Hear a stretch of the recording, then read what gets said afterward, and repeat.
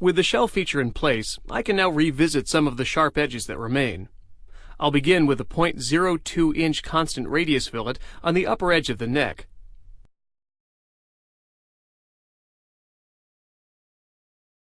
Next, I'll add a 0.05 inch fillet where the neck joins the main body. You'll recall the reason for adding extra thickness in the neck region was to support threads. Creating threads is a matter of establishing a path for the thread, then sweeping a thread profile along the path.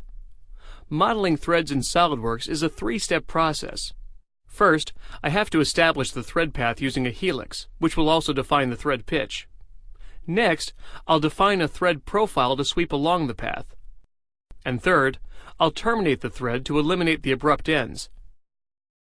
I'll begin by creating a helix to establish the path. The helix will be based on a circular sketch. Often, the dimension from the top of the bottle to the top of the thread is important. Because of this, rather than sketching a circle on the top face of the bottle, I'll create a plane offset from the top surface.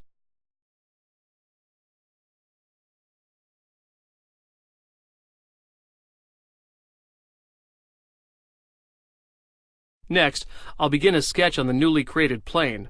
I need a circle with the same diameter as the tapered face. To create this, I'll use the Intersection Curve tool found at Tools, Sketch Tools, Intersection Curve. I'll select the tapered spout face to generate the circle. With the circle in place, I can launch the helix feature from the Insert Curve drop-down menu. The helix will be defined by pitch and revolution. It will have a constant pitch of 0.15 and 2 revolutions starting at 0 degrees.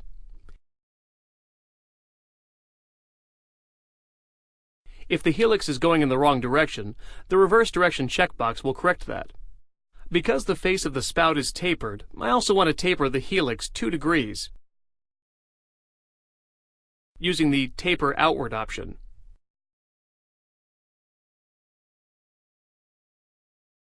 Next, I'll create the thread profile. This will be the cross-sectional shape of the thread itself. I'll create a new plane that's normal to the end of the helix. This will provide the correct orientation for the cross-section.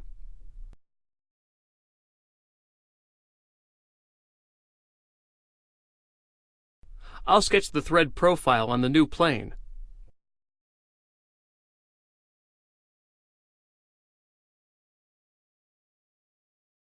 Sketching the thread profile is the most time-consuming step in creating a thread. Since thread profiles are likely to be reused, consider saving them to your design library for quick access.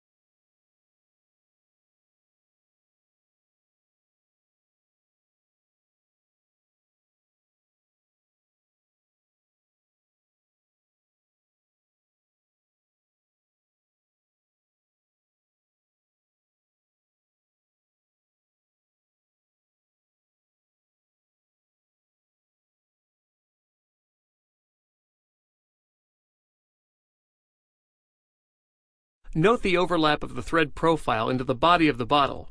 Now this is important.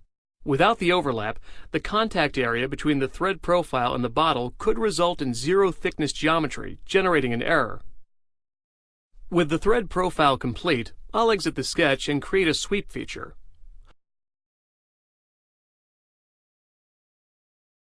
The sweep profile will be the thread profile sketch, and the path will be the helix. I'll click OK, and the thread is nearly complete.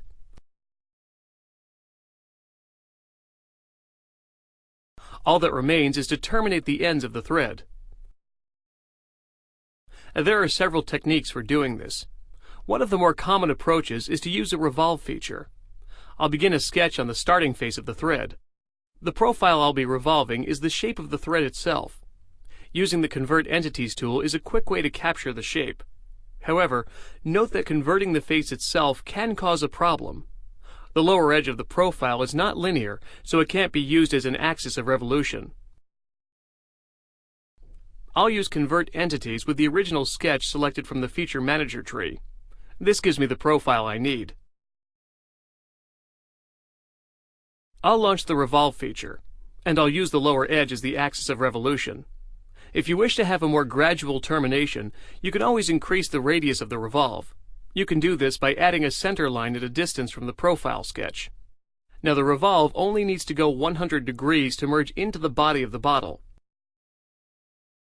You can see this in a top view.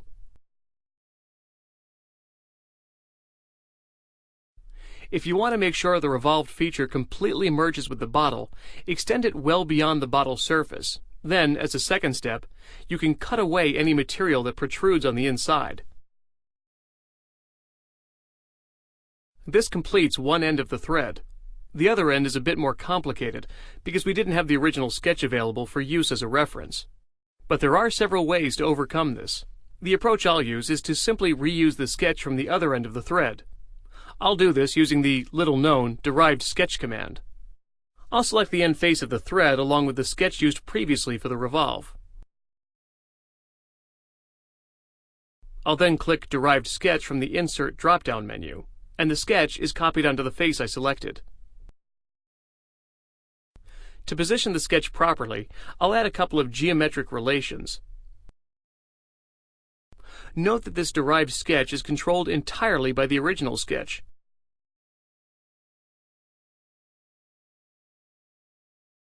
Once it's in position, it's fully defined without the need for dimensions. I'll create another revolve to complete the thread.